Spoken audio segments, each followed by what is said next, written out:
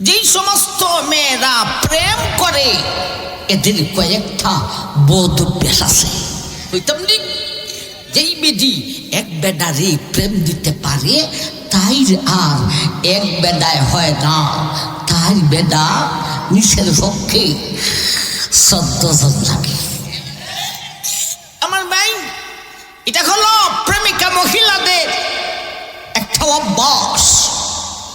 কারণ যেই মহিলায় এক বেডারে প্রেম দিতে পারে তাই চৌখের লজ্জা, মনের লজ্জা, কথার লজ্জা, জিব্বার লজ্জা, সব লজ্জা দূর হইয়া যায়।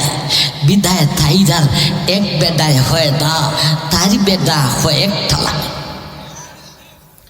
আমার ভাই, এখানে কোনো প্রেমিক ফুলাফান থাকতে পারে, অসম্ভবের কিছু না, ঠিক না ঠিক? তবে নীরব বৈশা থাকিস ফুলা, যদি উঠস তোরে স্টেজ হাজির করবো, তোর প্রেমিকার নাম ঠিকানা দিতে হইব, সব জিজ্ঞাসা করব। আমার ভাই যান, এখন কোন প্রেমিক ফুলায় বলতে পারি হুজুর ভালোই লাগছিল ওয়াজটা, এখনের কথাটা আমার বুঝে পড়ছে না, কারণ আমিও প্রেম করছি হুজুর, আমার প্রেমিকায় আমার ছাড়া আর কেউ রে প্রেম দিছে না। এই ফুলা, বিয়া কইয়া ফুলা, জানস তোর প্রেমিকায় তোরে গাড়ো উঠা দুই খানো দুইটা টানতাছে যেমন বাইক চালায়। আর এই বাবার বাবারে, আমার ভাই, তুমি দুষ্ট মহিলার ষড়যন্ত্রতে পড়েছ। দুষ্ট মহিলার ষড়যন্ত্র কত শক্তিশালী জানেন? আল্লাহ বললেন ওয়াকানা কাইদুশ শাইতান যগীফা, শয়তানের চক্রান্ত দুষ্ট মহিলার চক্রান্ত থেকে দুর্বল। অর্থাৎ বেদা নষ্ট করার জন্যে শয়তানে ওই এতটুক পারে না, দুষ্ট বিধি যতটুক পারে। আমার ভাই জান, এই ফলা তোর প্রেমিকায় আর কের সাথে প্রেম করে নাই তুই বুঝলে কেমনি? বালা কইরা খবর লইয়া দেখ। রাতের বেলায় দুজনে মোবাইল দিয়া কথা কইতে কইতে তোর প্রেমিকার আর তোর কণ্ঠটা আর ভালো লাগে না। এখন মনে চায় বেডা ভাল দায়িত্ব, তখন তোমারে কয় তুমিও ঘুমাই থাকো আমিও ঘুমাই থাকি, অনেক রাতি হইছে, স্বাস্থ্য খারাপ হই, ঘুমাই থাকো। তুমি বেডা খুব ফ্রেশ মানে ঘুমাইতেছ, আমার প্রেমিকাও ঘুমাইতেছ, আমিও ঘুমাইতেছি, অথচ যাই না রাত তোরে ঘুম পাঠাইয়া সিমিটা কইলা বাংলাদেশও সব চাইতে বেশি সস্তা হইল সিম, আর একটা লাগাইয়া আর এক ফোলার সাথে লাগাই দিছে। আমার ভাই জান, তোমার ছাড়া আমি ঠিকঠাক না গো আমার ভাই জান। আল্লাহ আকবার। আমার ভাই, আরে এই জাতীয় ওয়াজ করলে প্রেমিকা মহিলা খুশি হইব না প্রেমে আগুন লাগবে? প্রেমে আগুন লেগেছে গো আমার ভাই জান। যারা তোমরা সাথে প্রেম করছে গো, যেই ফুলাফানে এরা আর সামনে বাড়ত না, বাবারে মিরফুরির মতো বেডা ফুলান বক্তা, এই বেডায় হইয়া গেছে তোমরা রে বিলে বিশ্বাস করা যায় না। সুতরাং তোদের সাথে প্রেম করিয়া জীবন হারাইতাম, দুনিয়াও নষ্ট আখেরাতও নষ্ট কইরা দিতাম। নতুন কইরা কোনো ফুলায় তোর সাথে আর প্রেম করতো না, যেই ফুলায় করছে এও আর সামনে বাড়তো না। তাইলে প্রেমিকা মহিলা খুশি হইল না প্রেমের মধ্যে আগুন জ্বালাইলাম? প্রেমের মহিলারে খুশি করার কোন ওয়াজ কোরআন হাদিসে নাই। ওই যৎকান হইছি অৎখানেই খোঁজ যাইব। এটাই যদি খুশি হইয়া থাকো তাইলে খুশি হইয়া যাও, নাইলে চৌখের পানি বাসাইয়া খান্দ। ই মিরপুরি রে কোন বেডায় লই আইছে রে, আর প্রেমিকা তো আর আমাকে মোবাইল করেও না, মোবাইল আর রিসিভও করে না, ব্লক ফালাইয়া রাখবায়, মেসেজ দিয়া করিয়া দিবায়। এটা আমি বেশি বুঝি না মোবাইলের ফাংশন টাংশন, যে আর আমারে কল দিবে না, শেষ আর প্রেম করি না। আমার ভাই জান, প্রেমিকা মহিলাদের আরেকটা বদ অভ্যাস আছে।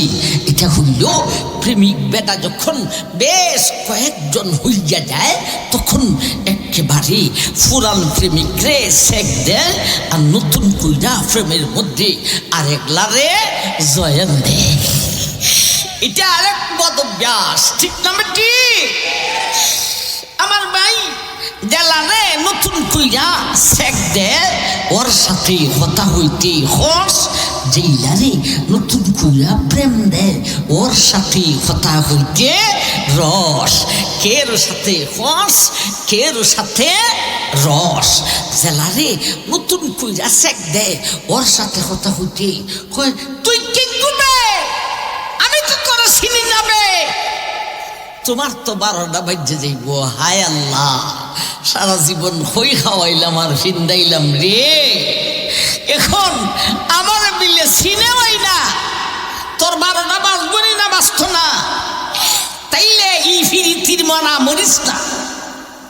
আমার ভাই জান, আর যারে নতুন কইরা প্রেম দে, আরে বাবার বাবারি, তার সাথে কথা হইতে খালি রস আর রস।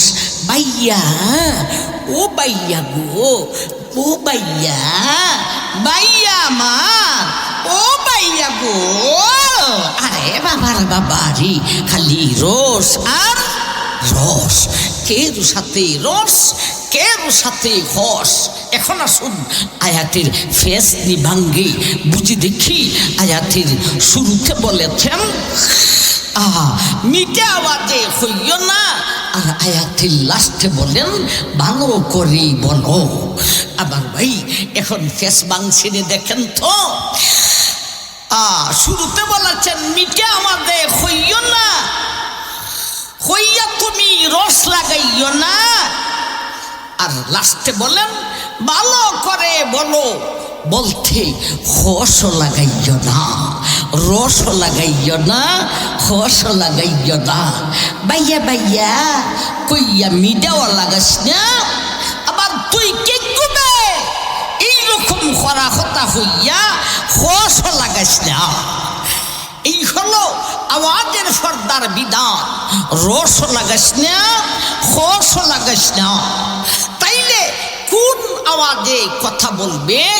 আমার ভাই এই 32 নম্বর আয়াতের তাফসীরের অতীতে মুফাসসিরিনে কেরাম লিখেছেন, ইনিত্তাকাইতুন্না ফালা তাখুদানা বিল কওলি ফায়াতমাআল্লাযী ফি কলবিহি মারাদ মারাদুন ওয়া কুল্লা কওলাম মারুফা। এ জগতের মহিলা, বেগানা পুরুষের সঙ্গে কথা বলিতে মিঠা আওয়াজে বইল না। কেমন ভাবে তুমি কর্কশ আওয়াজেও কথা বলিও না, তাইলে কোন আওয়াজে কথা বলবো রে? এই আয়াতের তাফসীরের অধীনে মুফাসসিরিনে কেরাম লিখেছেন, এখানে 4টা সূরত আছে, 4টা সূরত থেকে 3টা বাদ যাইব, একটা থাকবো, তাইলে আওয়াজের পর্দা হইয়া যায়। 3টা সূরত বাদ যাইব। কি কি? একটা হলো সামান্যতম মিঠা, আর একটা হলো ফুরাফুরি মিঠা, আর একটা হলো ফুরাফুরি কর্কশ। আবার ভাই আরেকটা হলো সামান্যতম কর্কশ। ভাই মিঠা আওয়াজ সামান্য বাদ, মিঠা আওয়াজ ফুরুফুরিও বাদ, কর্কশ আওয়াজ ফুরুফুরিটা বাদ, রইল খাইনাঙ্গুলি সামান্যতম কর্কশ আওয়াজে কর্কশতার দিকে ঝুঁকি নিয়া, কর্কশতার দিকে মাইল হয়ে সামান্যতম কর্কশ আওয়াজে কথা বলতে হবে। এই হলো আওয়াজের পর্দার বিধান। একবার বলুন সুবহানাল্লাহ, সুবহানাল্লাহ। আমার ভাই জান, তাইলে আমরা কি ভাইলাম? আওয়াজের পর্দা কার সাথে করবে, আওয়াজের পর্দা কিভাবে করবে? আমার ভাই জান, তিনটা সূরত বাদ যাইব, একটা সূরত থাকবে, তাইলেই আওয়াজের পর্দা হইয়া যায়।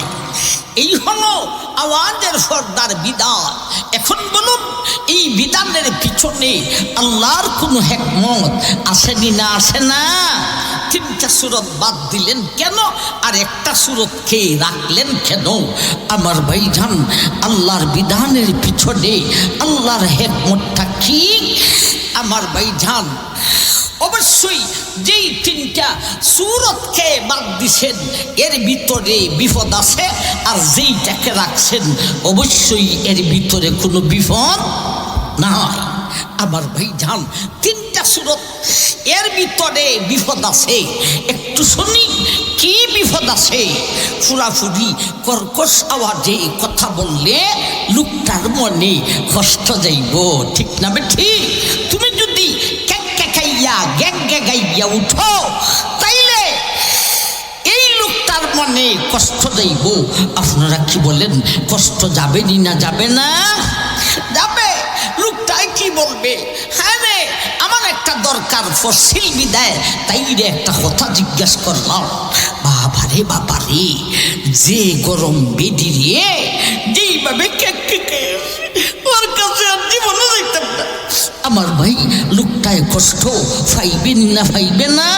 এখন বলেন, অনাত্মক হেতু অযথা একটা মানুষকে কষ্ট দেওয়া যায় না না যায়? আমার ভাই, আল্লাহ মায়া করব না দইরা শেষা দিব? কি শেষা দিব? সূরাতুল বুরুজের এক আয়াতে আল্লাহ বলেছেন, ইল্লাল্লাযীনা ফাতানুল মুমিনিনা ওয়াল মুমিনাত ওয়াল মুমিনাতি সুম্মা লাম ইয়াতুবু ফালাহুম আযাবু জাহান্নামা ওয়ালাহুম আযাবুল হারিক। ও দুনিয়ার মানুষ, তুমি যদি অনার্থক হেতু কজুতাম একটা মুসলমান নর বা নারীকে কষ্ট দেও রে, এই অপরাধের শাস্তি তোমাকে দুজখের আগুনে জ্বালানো হইব। আমার ভাই বলেন, অনার্থক একজন মুসলমান নর বা নারীর মনে কষ্ট দিলে তার শাস্তিটা দুনিয়ার আগুন না দুজখের আগুন? দুজখের আগুন। আমার ভাই জান, তাইলে ফুরাফুরি কর্কশ আওয়াজে কথা বললে লোকটার মনে কষ্ট দেব। এখন আসুন, মিঠা আওয়াজ সামান্যই হোক আর ফুরাফুরি হোক, মিঠা আওয়াজে কথা বললে কি অসুবিধা হবে? আল্লাহ 32 নম্বর আয়াতের শব্দতেই আলোচনা করেছেন। আল্লাহ বলেন, ইনিত্তাকাইতুন্না ফালা তাখুদনা বিল কওলি ফায়াতমাআল্লাযী ফি কলবিহি মারাদ।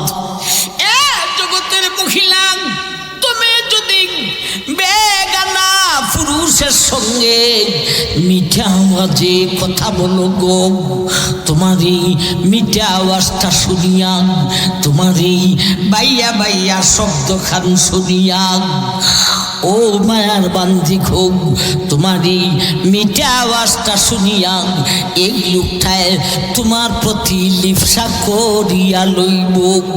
আরে আমার ভাই, আপনারা কি বলুন, লিপসা করবে না করবে না? আর না আমার ভাই, মিঠা আওয়াজ সামান্যই হোক আর ফুরাফুরি হোক, মিঠা আওয়াজেই কথা বললে লোকটার মনে তোমার প্রতি লিপসা যাইব, আর আর ফুরাফুরি কর্কশ আওয়াজে কথা বললে লোকটার মনে কষ্ট যাইব, বাকি রইল খাইনা আঙ্গুলি সামান্যতম কর্কশ আওয়াজে কথা বললে আমার ভাইজান তার মনে কষ্টও যাবে না, তোমার প্রতি লিপ্সাও যাবে না। এই হলো 32 নম্বর আয়াতের মাধ্যমে নারী জাতির কণ্ঠ বা আওয়াজের পর্দার আলোচনা। 32 নম্বর আয়াত, 33 নম্বর আয়াতে নারী জাতির দেহের পর্দার আলোচনা এবং এর পাশাপাশি আসবে পুরুষের পর্দার আলোচনা। মোটামুটি স্টেশনের লাগাল হয়েছি।